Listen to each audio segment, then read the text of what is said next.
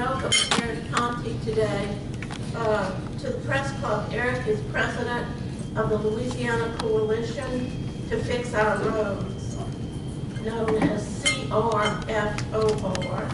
He has been traveling the state throughout the year discussing the issue on our roads and bridge conditions, and Eric has been a commercial and residential construction contractor for over 21 years, and during that time he served as president of the Capital Region and the Louisiana State Home Builders Association.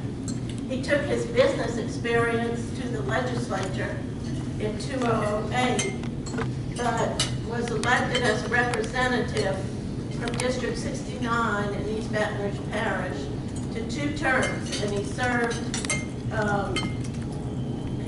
those 2 terms and was chairman of the Labor and Industrial Relations Committee and also chairman of the Committee on Commerce.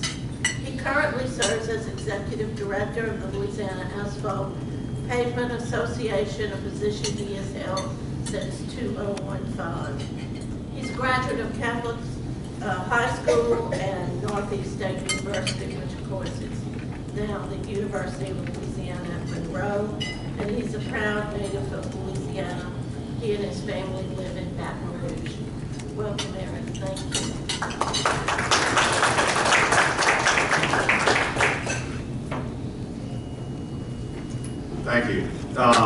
So just curiosity before we start, how many of y'all did it take about 25 or 30 minutes to get here today?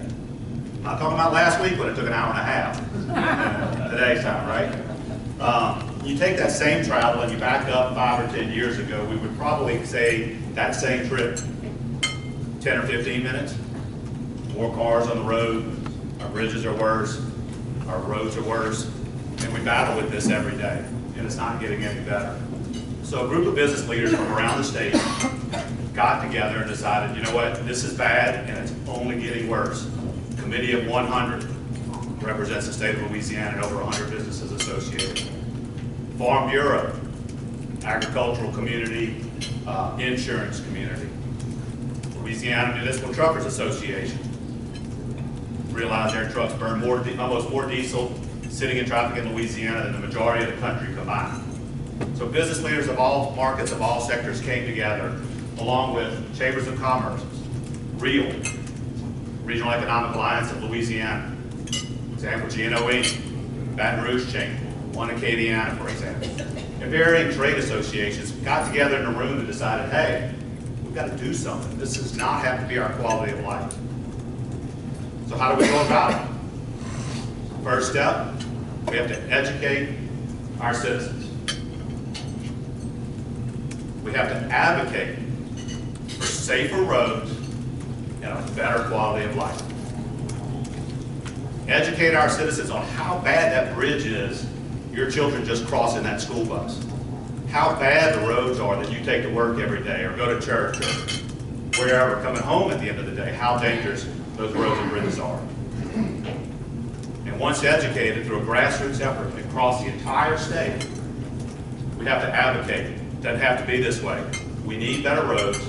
We need a better quality of life. Our roads and bridges need to be safer. And the only way to do that is to come up with a broad range of recurring fiscal solutions to solve the problem. So why 2019? Happy anniversary, everybody. It's been 30 years Louisiana has done absolutely nothing. 1989 to 2019. Every state in the country's done it. Nobody's waited this long. The Deep South states just raised revenue in the past 4 or 5 months. Arkansas, Alabama, Mississippi, everyone. Louisiana, 30 years. Under our current situation, we are unable, Louisiana is unable to make match on our federal dollars. If we can't make match when those dollars come, guess what? All those other states, they get our dollars. In our current situation, with our current revenue, we are unable to make match. It's a fiscal session. It's the only time we can raise revenue. And state elections are coming up. Reaching out to the citizens, engaging the citizens, and traveling the state, they don't care it's an election year. The roads and bridges, as we've seen just last week, all over the state, from the north to the south, to every corner, is getting worse every day. And it's time to do something. The fiscal session is the way to do it. So here's the timing for LC4. 2019 to 2020, it's time to engage citizens around the clock. Start off with this fiscal session that starts next Monday, a week from today, through June 6th. We're going to Fix Our Roads Day. We've invited citizens, business leaders from across the state to show up on April 23rd to advocate to their legislators. It's time to do something, and it's time to do something now. 30 years is too long. Elections are coming up.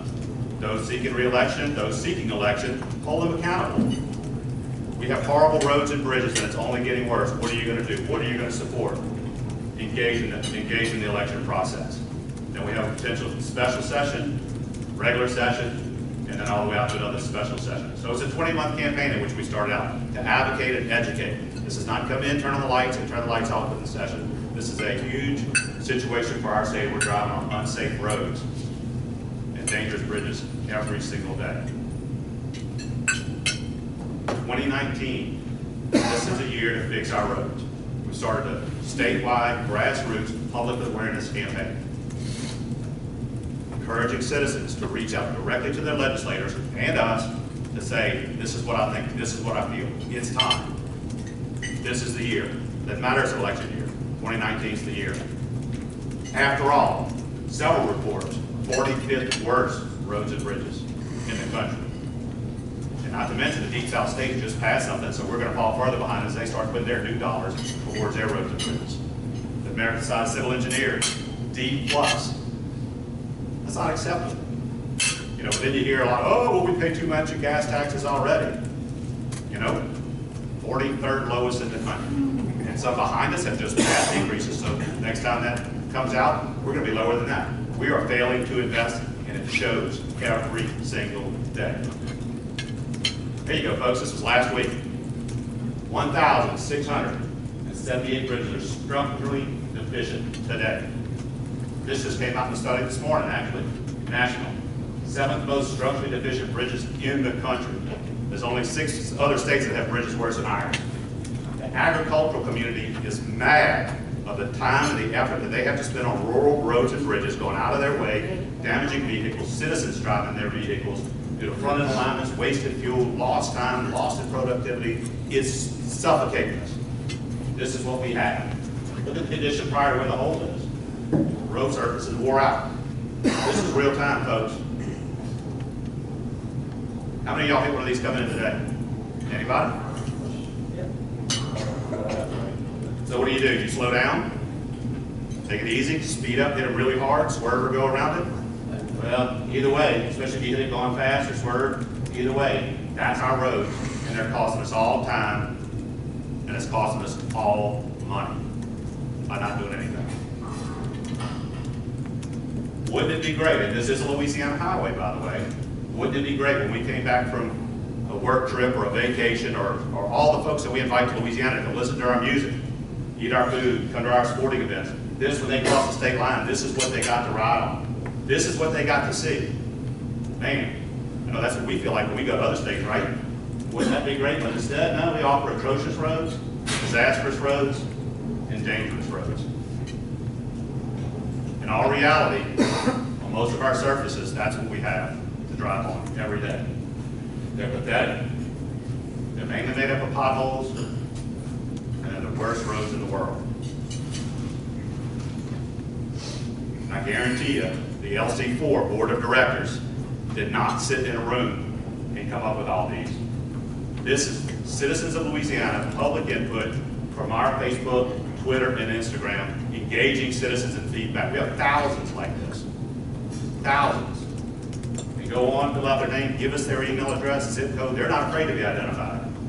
They're sick of it. And they don't care that it's an election year. They want something done. This is our platform. We have a website, lcfor.org, lc4.org, our website. There's a lot of articles. A lot of these articles with the statistics are on that website. Our social media platform, Facebook, Twitter, and Instagram. Fresh content, engaging citizens to engage with legislators to fix our roads. ask that y'all follow us. So how do we get there? What do? So this group of business leaders got together along with the work with Representative Carter and other legislators. We need to find a sound fiscal solution, recurring revenue that guarantees dollars go to projects, and when you do it, we do it now. How do we do it? So let's talk about 2017. Then Representative Major Tebow created a sub-fund, a lockbox that went to the voters of the state of Louisiana and said, look guys, ladies, if we give new money, any money that comes in will go into this lockbox. It's protected, it's guaranteed, it will go to projects. Dollars need to go in there. It was created and passed by the state of Louisiana voters, the citizens of Louisiana, in 2017. So accountability. Currently we pay 16 cents in the Transportation Trust Fund. 2019, let's take 3 cents of that. $90 million. Each penny is about $30 billion. And move it in to the lockbox. It's capital outlay dollars. We're going to guarantee that money is going to projects. Period. But that's not enough. We need to come back in 2021, move another penny, 23, 2 more cents, and 25, another 2 cents. In 2025, that will leave 8 cents remaining for DOT to operate. If they need additional funds, streamlining, efficiencies within the department. And if that's not enough, well then like every department within the state, there's the appropriations process. This ensures 8 cents of the existing 16 cents we pay are going to go to fix our roads and fix our bridges, period. In the lockbox. New dollars in the lockbox. Start off in 2019, one of the lessons in 2017 was a large increase all up front. Other states around the country have phased it in. That process works for other states. It can work here in Louisiana. 6 cents on gasoline, 4 cents on diesel. Every 2 years, 2 more cents. 21, it goes up, so on and so forth. And it cuts off in 2031. Diesel and gasoline. All these dollars go into the lockbox to guarantee the projects. So there's legislation filed by other legislators, a lot of conversation of the temporary sales tax, 0.45. Starting in 2020, slowly start moving some of those dollars, those cents, into the lockbox to guarantee projects, roads, and bridges. We have $14 billion of need on our existing system. We have $12 billion in capacity, big bridges, traffic flow. It's the oxygen to our economy, and it is suffocating. And we need real solutions, and we need them now. These dollars transitioning as well. Electric vehicles. They ride on our roads, they ride on our bridges, and they get a free ride. The average fuel-paying citizen with the current plus the future tax pays over $300 a year to update, maintain our system. They pay zero. $300 a year annual fee, paid at purchase, and on renewal of registration. Hybrid vehicles, the technology is getting better, more fuel efficient, so they're $200 a year. Again, point of purchase and renewed upon registration. Drive on our roads and bridges, we drive on our roads and bridges. It's fair and equitable that everybody contributes to maintaining the system that's falling apart beneath us. So a big conversation around the state is we have major issues all over the state, and they're critical. They're critical to us as citizens. They're critical to our business community. It's strangling and it's holding our economic development back. And those companies that have invested with us, like Dow and other companies that are part of this coalition, need relief. We all need relief. So we've got 6 projects on here. We've got the Calcasieu Bridge in Lafayette and all its connectors. I-49, upgrading the 90 highway from Lafayette to New Orleans. Major economic corridor, hurricane safety evacuation route in the bill. Mississippi River Bridge here in Baton Rouge. Hey folks, it's in this bill and all of its connectors. It's here. I-12 from Baton Rouge to the Mississippi state line, 3-lane all the way. That is a very tragic section of highway going that way as well. It will be 3-lane in this bill. I-20 in the Shreveport-Bossier area, I-20 in the Monroe area are all significant components that this state needs, and they're all in this bill. And all these dollars that are deposited in the lockbox and the funds that are generated and raised, 40% of those dollars go to these projects. 60% goes to what we'll call preservation and maintenance, fixing the existing roads on and off system bridges, as you saw earlier, that are falling apart right out from underneath us. Across the entire state, there will be major relief on fixing these on and off system bridges. It'll help small businesses, it'll help big businesses, our farmers. Everyone will benefit across the state from this measure. 60% of these funds will go to our existing, because one of the concerns across the board is all the big projects are going to get all the money. No, it's not going to happen. It's going to be fair and equitable. It's going to be economic development. It'll be our driver and citizen safety is all part of this measure to move Louisiana forward. It's been 30 years, folks. That's way too long. I'll be happy to answer any questions. Eric, you made the comment about holding people accountable. In 2017, the Steve's bill, as I understand it, it did not come to a vote in the House. And so there was no way for their constituents to know whether those members were for it or against it. Is it your intention to see that there's a vote on this measure in the House or something like that? So your question is regarding a vote on the House or moving a bill forward, is that correct? So 2017 was a different instrument altogether. It was an all-encompassing, spoke about everything. This is roads and bridges, and I need to be more specific. This is roads and bridges. The Ports Association is part of this effort. Even though there's no money for the ports, it's part of this effort. You're going directly for it. The citizens of the state don't care that it's an election year. They're tired of 30 years of doing nothing, and it's only getting worse. They're concerned that our match money will go to other states. And through our grassroots effort throughout every municipality throughout this state, they are reaching out directly to legislators and engaging them to pass legislation to address this issue. But is it your intention to force a vote on the House floor on these issues? We are offering a solution and pushing together as a business community and agricultural community to move this legislation forward to pass this legislation this session. Yes, sir. You don't have anything to do with design of roads and bridges. But can you push for pedestrians and roads and bridges? Because it's very dangerous if you're a pedestrian to walk in Louisiana. So your concern is pedestrian access part of this legislation? So the safety and improvement of our roads and bridges affects everyone. And if the cars and the vehicles traveling the state roads have a better quality road to travel on, it's safer for everyone. But this is not part of the design criteria. Coming up next Monday, how hopeful are you that this is going to go to the next step? So you're asking. It's coming up on the House floor on Monday, correct? Well, the session starts on Monday. Right. The bill will be heard within the next couple of few weeks, I would imagine, in committee. Okay. But what's your outlook? Currently, citizens around the state, so my outlook for this effort, now that a bill has been filed, and now that the citizens of the state and the business community of the state sees that this is an all-encompassing bill, transparency from the department, from the dedication to on-off system bridges, it's an all-encompassing major capacity. We saw what just happened here in Baton Rouge. Lake Charles Bridge is a major concern that the business community and local officials and citizens are engaging to say we need to do this. This is an all-encompassing, it protects our existing investment and ensures our new investment is protected by using the lockbox, and are requesting that legislators support this effort.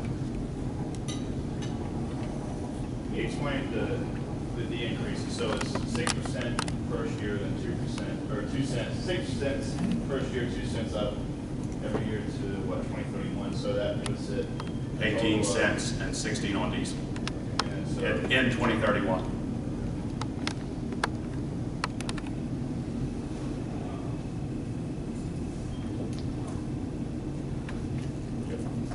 Yes, sir. In Texas, if one goes out to eat, if one stays in a hotel, or one buys a trinket, in addition to paying for gasoline, they're also paying a sales tax that's dedicated to roads and bridges. Do you think the Louisiana public understands that? And how many people are visiting in Louisiana, or how many tens of thousands of people are transported through Louisiana that we're not getting those additional revenues? Do you think the average Louisianian understands that we're missing all those revenues? Do I understand that the citizens are understanding that we're missing those revenues? Through our grassroots effort and campaign statewide, we are educating and making them aware. That's part of the education and advocacy portion. That most all states have a multi-tier. Texas, as you referred, is sales tax, property tax, tolls, and fuel tax. Louisiana has gas tax, and it's only gas tax, and it's been that way for 30 years. So we are educating and advocating that there has to be a viable, multi-tiered approach to funding our infrastructure, and we're making them well aware. And that's what the support of, we can't wait to get on this bridge, or the farmers and the agricultural community, they're mad. I mean, they're mad that they drive 20 miles out of the way, 30 miles out of the way, just to get to the field on the other side of a bayou, so to speak. And so the outreach, the transparency component of this bill is critical, of moving the dollars into the lock spot and using that. The citizens asked for it, and they're getting what they asked for. Yes. Vehicles using diesel tend to be much larger and heavier and pound the roads and bridges much harder. And yet, diesel fuel users are getting a 2% discount on the schedule laid out there. How is that fair and equitable? So you're asking about the differential between the fuel and the diesel. There are permitting and registration fees that are being approached through separate legislation that are not germane to this, that will generate additional revenue to put them on par, because they realize they've always been opposed to this. Farm Bureaus have always been opposed, but they realize this, and so they chose on their own to address certain permitting fees and things of that nature to make it an equitable arrangement. So yes, on the surface, but it's not germane to this legislation, this bill, so that's why I did not bring it up today. Yes, sir. Eric, in general, for my car to go X miles, you'll use a gallon or two. Does a diesel truck use a lot more fuel to go the same distance? So aren't they buying a lot more, many more gallons to go the same distance on the same road that I do? On the diesel consumption, I would imagine that's correct, but they are working very diligently to make it equitable and make it fair to pay their fair share, not even more, through their permitting and registration. And are realizing they're very active and very engaged in this process, because they realize it's important to our citizens, but also to our economy as well. Yes, sir, Nicole? I want to drill down just a tad deeper on Bess's question and on Lanny's question. What's the current tick count on the House and Ways Means Committee for getting this out of committee? And are you saying publicly that if that happens, you would have 70 votes to get this passed? And then lastly, is there any place the public can get a listing of your membership? Thank you. So as far as the tick count, the legislation just became public on Friday. We are just reaching out to the business community, and sectors are just starting to reach out to visit with legislators, so we don't have a hard tick count or anything. They are actually, we were receiving calls from legislators interested and want more information. And as far as the public display of all the companies, until we gather all the companies that are involved now that the legislation is involved, that will be available down the road at a later date. All right, thank you.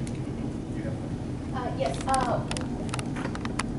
What kind of political support from both sides of the aisle are you expecting to have for this issue? Like, who are some of the organizations and legislators that you're counting on having their vote for this issue? So who am I counting on to help with this effort? Is that understanding correctly? So currently we have a very broad base, like I said, from the chambers, the business community, major corporations like Dow. It's a lot of insurance companies realizing that bad roads impact and affect insurance rate and the safety of our citizens. The outreach is large and it's growing very quickly since the legislation's been filed. I can't speak directly to legislator support or not support at this point in time, but when you have major projects that are critical to the areas in which you're from that are in this project, it's going to be interesting to see that the support's going to be should be across the board. Eric, on the legislation, are you gradually moving 8 cents, which is about $240 million, into the lockbox? Is that what's now used for DOTD operations, and DOTD is supposed to get the money someplace else? So what's left will be enough to cover, with the dollars we're removing, sorry about that, with the dollars we're moving cover the cost of operations. So the dollars that are, the cents that are left, the dollars that are left within the department are a little bit more than what DOTD needs to operate its operating daily budget today. And on the temporary sales tax, how much eventually totally are you envisioning going from that temporary sales tax to the lockbox? So the first year is 0.05, so 20 million, and it's 0.15 to 0.45. So at the end of the day, in 2024, when it transitions over to 25, it would be 400 million, which would be a great injection into our on and off system bridges and our preservation of our rural roads that are deplorable and seem to be forgotten because we're handling major issues in the state right now. And that would be on top of the 6 cents and then the 2 cents every year? All that goes into the lockbox. It's all combined together. All that goes into the lockbox, how much does that total with the increase in the gas tax? Is it 6 and then another 10? So if you go out the life of current dollars, if you go out to 2031 at the end of the day, it would be about $1 billion program, which will allow us to pull down federal dollars, which we're talking about multi-billion dollars. Keep it in mind, we have a $26 billion need in the state. That's not need to move us forward. That's just a need to get us back to even money. But in terms of the additional pennies, is it another 16 cents? So the 16 cents stays the same. These new pennies are, so the 8 cents moves in and then you're capitalizing the new dollars with that 8 cents that you move into the lockbox. DOTD and the Standard Transportation Trust Fund will be left with 8 cents. Perhaps this is a question that it's not to answer, but, and I know that we endorsed this amendment, but I don't remember what it said. The lockbox revenues could be used for the match, so that if the federal obligations go up, those monies would be available. Would they not be? Would these funds be available to make match? Yes. Would the funds be made available? Would these funds available be made to make to have Louisiana make match? Yes.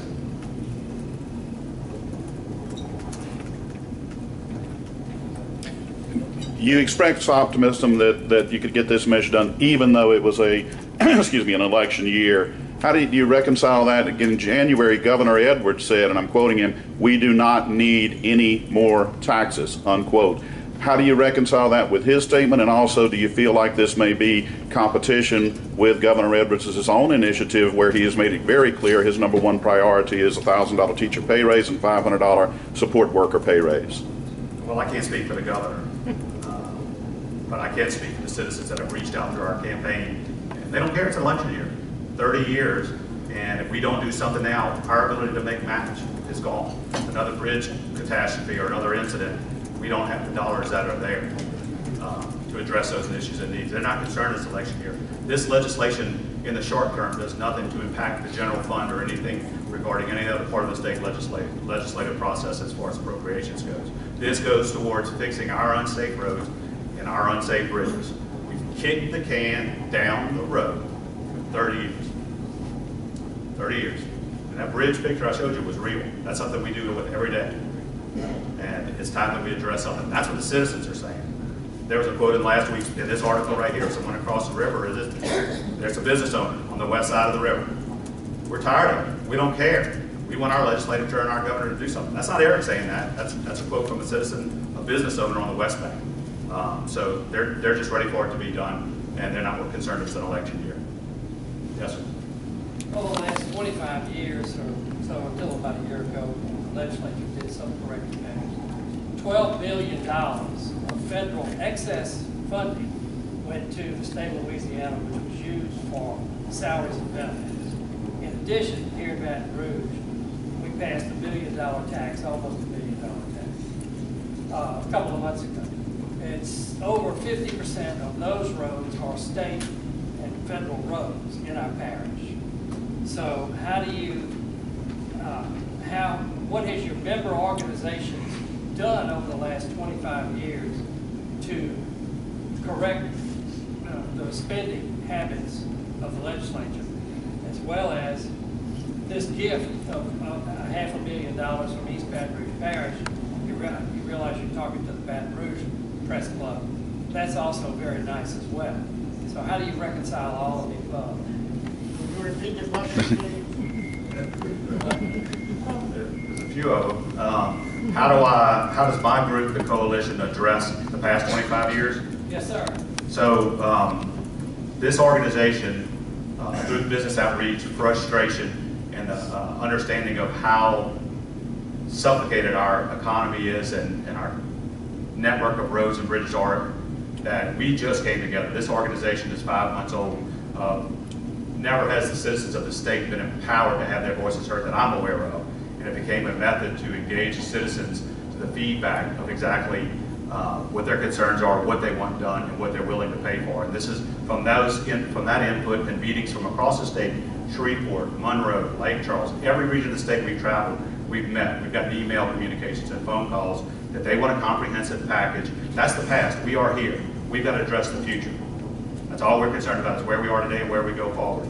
If he can't get his employees into his plant and out of his plant, his trucks can't get through town, and their agricultural community vehicles, whether they're sugarcane or whatever they are, forestry, you name it, if they can't get where they need to be and they've got to drive out of their way 30 miles, at 4 miles to the gallon, it costs them way more than what they're going to pay in debts. And they're tired of it. Late for your child's soccer game, late from getting home at the end of the day at work, late for a doctor's appointment because you're sitting in traffic. It's frustration everywhere. We're not the past. The coalition is focused on where we are, how do we fix it, and how do we move forward. The citizens don't care it's election year, and they're ready to move forward, and this is the piece that they've recommended that we bring forward. Yes, ma'am. What are the no opposition you have? How are you? What is the known opposition we have and how are we addressing that? We're focused on the citizens of the state. Period. The citizens of the state want something done. The citizens of the state want this situation addressed. The citizens of the state have vocalized. They don't care about the outsiders. They don't want outsiders coming in telling us what to do, how to spend our money. It's in the best interest of outsiders to hold us back. It's been 30 years. So we're focused on the positive message of Louisiana citizens and Louisiana businesses to moving the state forward. We're focused on that, and we're not concerned with outsiders trying to tell us how to live, that are willing to let us drive on dangerous roads and cross extremely dangerous bridges. Eric, the state gas tax right now is 20 cents, including time. How much would it be if your bill were to become law when everything kicks in? It would go from 20 cents to what? That's the question. So the question is, the current rate including time for the fuel tax is 20 cents, 16 and 4, it's 20 cents on time. What would the direct impact going out to the end of the day? In 2031, what would the impact be? It would be 38 cents. Okay, we'll take one more question. Good. Then we're done. Unless I misunderstood, you can review the registration increases and like when will they start and then they phase out also car registration increases. What are we paying now and how does it compare to other states? So registration costs for electric and hybrid vehicles today, what are they paying and what will they be paying and will it end? Is that correct? So currently, they are not paying anything. Electric and hybrid vehicles pay nothing to drive on roads. Hybrid vehicles pay whatever fuel portion, but when it's in the electric mode, they pay nothing. So currently, they're not paying anything. When this bill passes, electric will pay $300 a year starting as soon as you buy the vehicle or when you re-register that vehicle, depending on when that date is. And hybrid, same thing. If you go buy a new one after this bill becomes law, then whatever the renewal if you own that currently. And it's like the fuel tax. It's there for good because they will drive on our roads and our bridges. And electric vehicles and hybrid vehicles will become a bigger segment, a bigger part of our popular driving community. And so it needs to be addressed just like we are as fuel driving vehicles. Eric, would Thank you you all. name, would you, Thank you.